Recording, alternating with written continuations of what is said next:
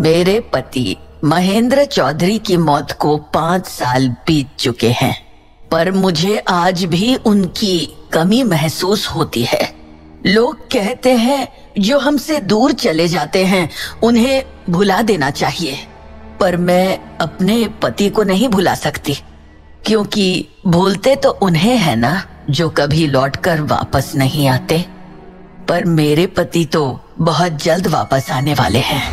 मैं लाऊंगी उन्हें वापस, क्योंकि ये बस मेरी चाहत ही नहीं बल्कि जरूरत भी है। अपने परिवार के लिए और इस गांव के लिए मुझे महेंद्र चौधरी को इंसानी दुनिया से जोड़ना ही पड़ेगा, वरना कुछ भी नहीं बचेगा। पर यह काम इतना आसान नहीं है, क्योंकि अपने पति को वापस लाने के लिए जो तरीका मैं अपना रही हूँ वो मैं किसी को नहीं बता सकती, खास करके अपने परिवार वालों को तो बिल्कुल भी नहीं, क्योंकि वो उस विधि को नहीं समझ पाएंगे, और अगर समझ भी गए तो बर्दाश्त नहीं कर पाएंगे। वो क्या, शुरुआत में तो खुद अपने आप को नहीं समझा पा रही थी कि आखिर मैं ये सब क्या कर रही हूँ। पर धीरे धीरे समय के साथ मुझे सब समझ आने लगा। पर उस सिद्धि की विद्या दूसरों को समझाना मुमकिन नहीं था, क्योंकि सिद्धि की प्राप्ति हर किसी को नहीं हो सकती। इसीलिए मैंने अपनी विधि को रहस्य ही रहने दिया और अकेले ही उसे हर अमावस को पूरा करती रही। पर जब से मेरी बड़ी बेटी और उसका बेटा कुंदन शहर से यहाँ आए हैं, तब से चीजें बदल गई हैं। मेरे घर वाले मुझ पर शक करने लगे हैं, और इसकी वजह कोई और नहीं बल्कि मेरा नाती कुंदन है। कुंदन है तो बहुत छोटा, पर उसके मन में हमेशा सवाल होते हैं, ऐसे सवाल जिनका मकसद कुछ जानना नहीं बल्कि किसी बात की गहराई तक जाना होता है।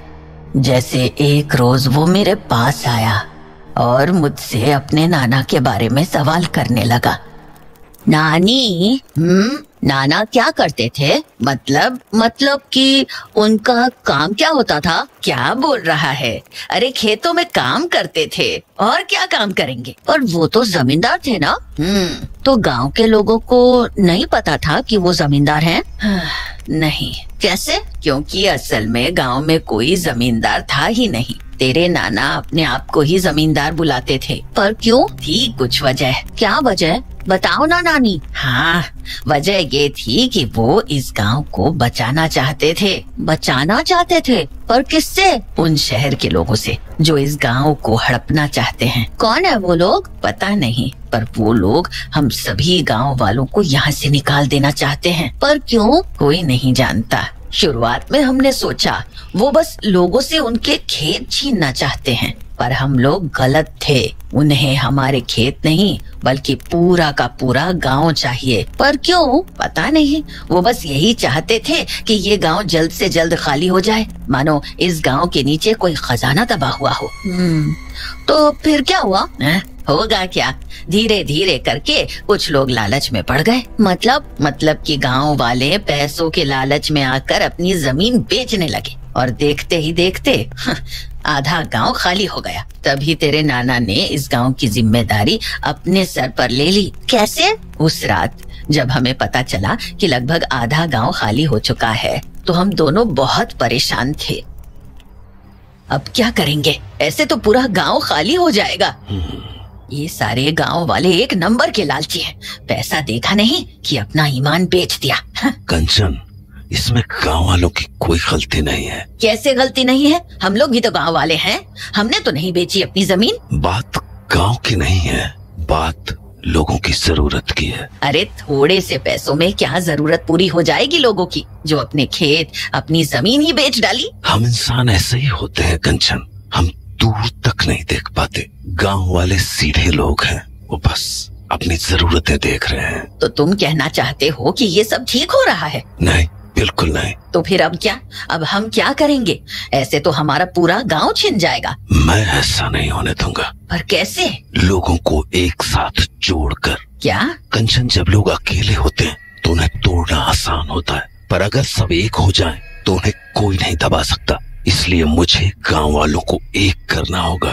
उन्हें समझाना होगा कि थोड़े पैसों के लालच में आकर अपनी जमीन बेच देना बेवकूफी है। पर ये तुम करोगे कैसे? कंचन, गांव वालों को एक नेता चाहिए, एक ऐसा इंसान जिसके सब सुने और जो सबके हित में बोले। उनके लिए वो नेता मैं बनूंगा। इस गांव का जमींदार मैं बनूंगा। तो बस इस तरह तेरे नाना इस गांव के जमींदार बन गए। तो फिर नाना ने गांव को बचा लिया? नहीं, इससे पहले कुछ हो पाता, उनकी मौत हो गई। इसीलिए गांव आज भी खतरे में है। क्या? हाँ, और तेरे नाना के जाने के बाद तो गांव और भी बुरी तरह से बिखर गया है। नानी, नाना की मौत ऐसे अचानक कैसे हो गई? हाँ, क्या मतलब? मतलब उनकी मौत कैसे हुई थी? क्यों? ऐसे ही बताओ ना, मैंने सबसे पूछा, किसी ने नहीं बताया। रहने दे, क्या करेगा जानकर। बस इतना समझ कि हर इंसान को किसी न किसी दिन जाना होता है, और वो भी चले गए। नाना को कोई बीमारी थी? नहीं। फिर? क्या फिर उन्हें हुआ क्या था जो? पता नहीं, कोई नहीं जानता। मतलब? उनकी मौत यहाँ नहीं हुई थी। फिर कहाँ हुई थी? बगीचे में। बगीचे में? नाना वहाँ गए थे?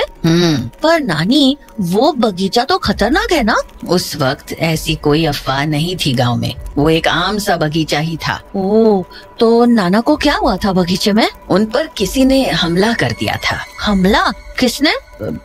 जानवरों ने। कौन से जानवर? चमगादड़ों ने। हाँ, चमगादड़ों ने? आपको कैसे पता? क्योंकि जब वो हमें मिले थे तो उनके शरीर में बिल्कुल भी खून नहीं था, और उनके शरीर से ढेर सारे चमगादड़ चिपके हुए थे। ऐसा इस गांव में पहली बार किसी के साथ हुआ था।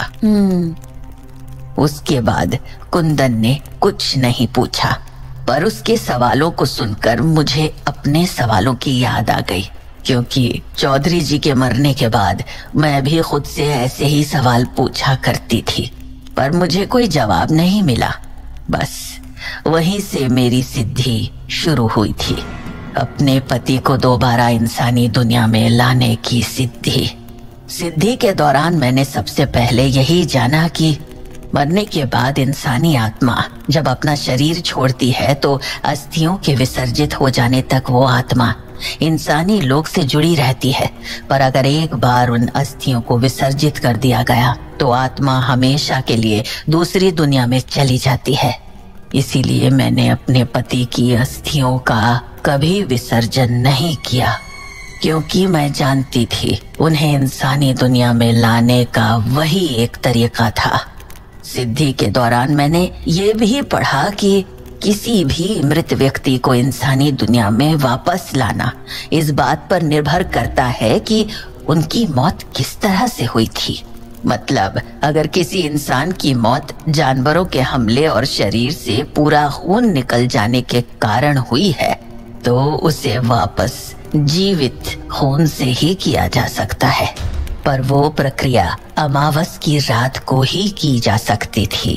तो कुछ दिन बाद अमावस की रात को मैंने पतीले में इंसानी खून इकट्ठा किया और उसमें अपने पति की अस्थियां डाल दी।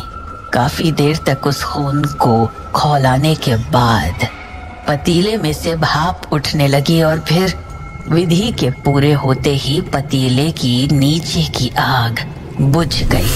सिद्धि के अनुसार मैंने अपनी विधि तो पूरी कर दी, पर मुझे समझ नहीं आया था कि मैं उस सिद्धि में सफल हुई थी या नहीं। तो मैं अगले अमावस का इंतजार करने लगी। अगले अमावस झोपड़ी के पास पहुंचते ही वहां का दरवाजा अपने आप खुल गया। मैं जरा चौंकी, पर मैं अंदर आ गई। पर अंदर आते ही वो दरवाजा झटके से बंद हो गया। वो देखकर मुझे अंदाजा हो गया था कि मेरे पति की आत्मा उस झोपड़ी में आ चुकी थी। पर तब भी मुझे ये समझ नहीं आ रहा था कि आखिर में उनसे बातें कैसे करूं। मेरे मन में कई सारे सवाल उठ रहे थे, ऐसे कि क्या वो मुझे देख सकते हैं या मुझे सुन सकते हैं, या फिर क्या वो मुझसे बात कर सकते हैं। काफी वक्त तक मुझे इन सवालों के जवाब नहीं मिल पाए, पर अब मुझे सारे जवाब मिल चुके हैं।